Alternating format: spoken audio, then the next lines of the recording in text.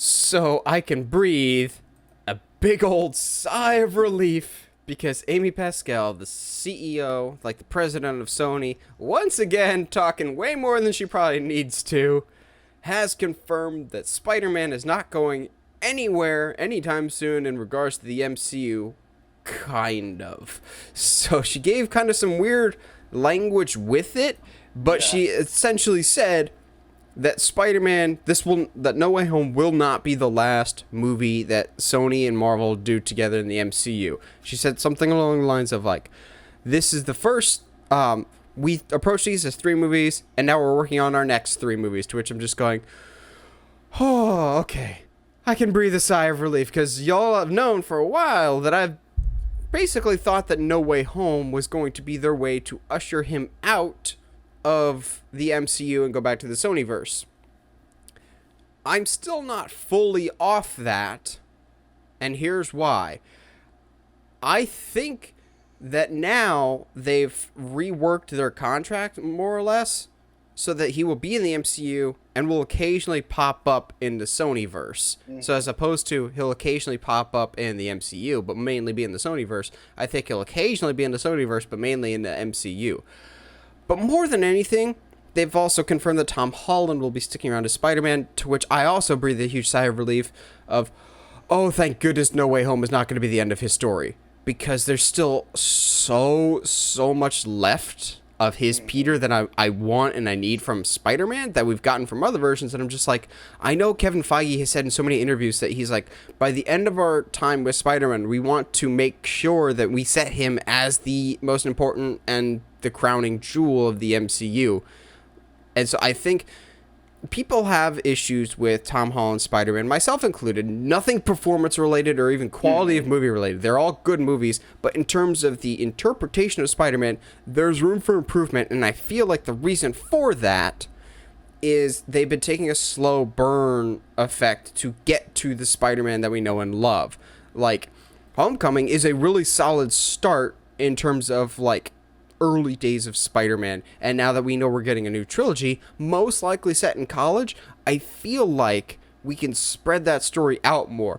Josh and I will sometimes bring up wrestling analogies. It's kind of like there's a dude that just got the championship in AEW called Hangman Page. He initially challenged for the title in the very first ever AEW pay-per-view. He just now won it many years later. It's, okay, do you want to put it on? Do you want to put the title on this guy now, or do you want to drag out the story and make it narratively fulfilling when he wins it later? Mm-hmm. Do we want Spider-Man to be the Spider-Man that we know and love off the bat? Probably. But, and I've said for a while, I think that with great power comes great responsibility comes the No Way Home movie now. So with that sense of morality and everything that he's learned in these first 3, maybe the college years will be like the prime Spider-Man, so to speak, in which case he'll be more the Spider-Man that we know and love. Maybe the Stark Tech gets ripped away from him and he has to basically do things on his own. There's a lot of things and room for growth that I want to see in Spider-Man, and knowing that we're getting 3 more movies, I can just go, oh, thank goodness. We can just let this breathe. Josh, you see, Spider-Man ain't going anywhere. Thoughts? Yeah, finally. Okay. I'm like you. I breathed a huge sigh of relief, man. I was like, because I think you and I were going to go into No Way Home, like, and I agree, I'm still a little worried about it, but like, about just not having Tom anymore, and it was like, it's not necessarily one of those like, oh man, Tom's not going to be Spider-Man in the MCU, but it was like, I don't know if I can enjoy this film if this is supposed to be his send-off. Like, it that doesn't work for me mentally and story-wise. So it was a little tough, but, like, now that I know that he's going to be around, I feel like I can go into No Way Home. I can actually enjoy it without being worried about the consequences. Yeah, I'm down. Like, let's go. I think the college years, I agree, will be the years where we get the Spider-Man we all know and love. Maybe we'll build to have a 3-movie build to an actual a good Green Goblin. Who knows? We haven't seen Oscorp yet. Yeah, and who knows? Maybe Venom won't show up in No Way Home, and that he just ends up staying in that world on accident. Who knows? Maybe they get merged. Who knows? I think a big factor in this is, I think Tom Holland, whether he was open about it or not, I think he very much was wanting to be Spider-Man if and only if it was in the MCU. I got the impression of, like, the reason why he drunk dialed the Sony and Disney executives was just like, I want to be Spider-Man, but in the MCU, not in the Sonyverse. Which I completely get that, of like, I want the cash cow that is MCU and also the storytelling. Because we'll get into it later. What frustrates me is he has been the perfect Spider-Man before, and then they kind of get away from it. We won't go into too much of it into our discussion later, but Marvel nailed it the very first time that they even got Spider-Man with the MCU, with Captain America Civil War.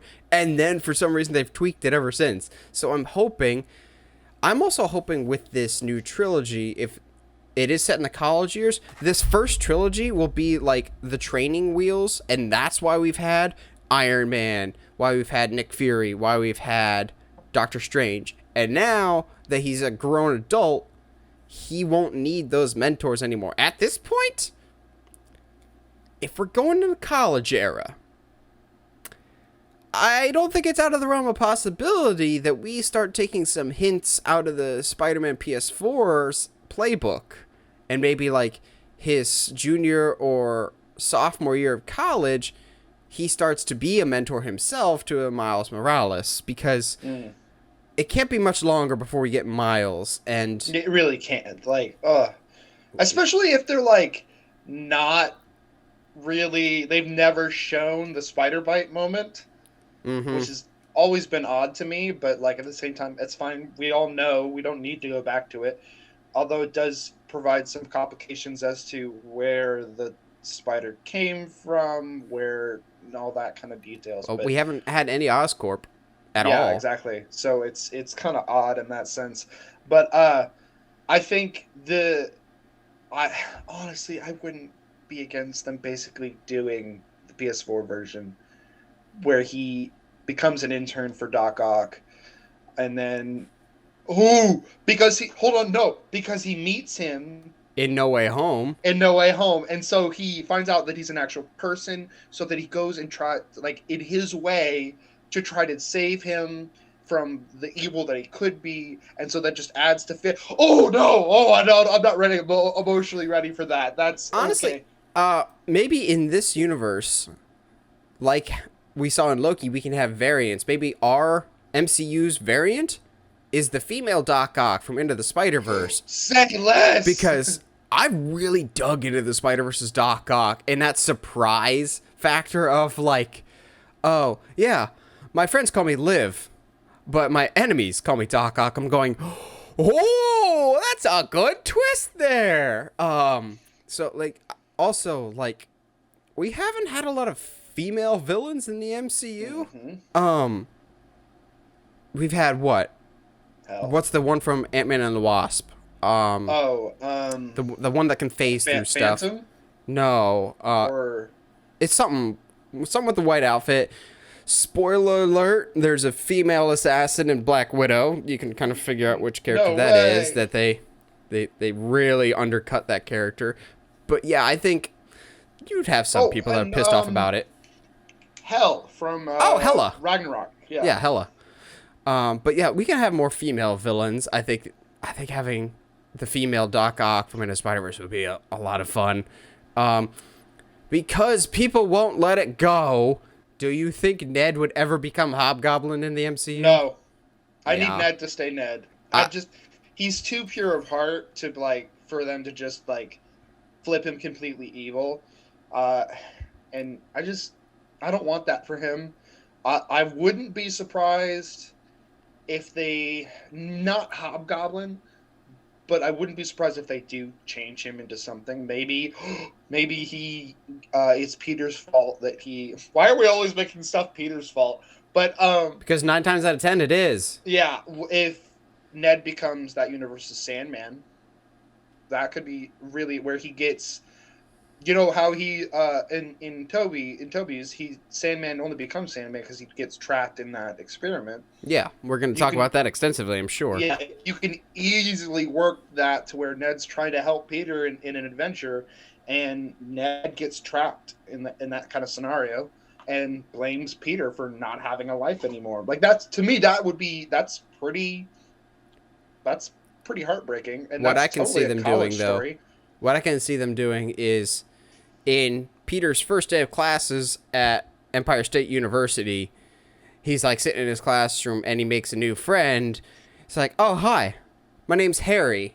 And you start to slowly build that. Maybe you bring in some people that you almost cast as Spider-Man. Like, what's his name? Oh, the kid from Hugo. Oh, yeah. That was almost Peter Parker, and I was really hoping it would have been him, but I'm really happy we ended up with Tom. I'm blanking on his name. It makes me mad. Let me live Google it. Hugo. Oh, what is the kid's name? Asa Butterfield. Yeah, get Asa Butterfield as Harry. I don't know if he's got the evil in him or not. Ooh, Chloe Grace Moretz is Gwen Stacy.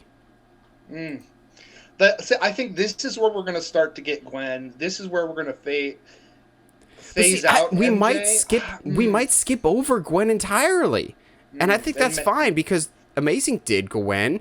Gwen's reportedly getting spin-off movies because of her success in Into the Spider-Verse. Huh? Gwen Stacy's Spider-Man shows up. You put that in my head that last episode, and now I can't not think about it. Yeah, I don't know if we'll ever get Gwen Stacy in the MCU, and I think I'm kind of okay with that because to me, Gwen Stacy has always kind of been the Uncle Ben of she's kind of there, and because her death is so famous, it's like Doomsday. She's so famous for being associated with one thing, and it's death, that to kind of flesh out anything other than that, you have a ticking clock of, okay, well, oh snap, when's she gonna go type of thing. So also, they've already planted the seeds via TikTok of all things, because I'm an old person just going, really? That's how you choose to market?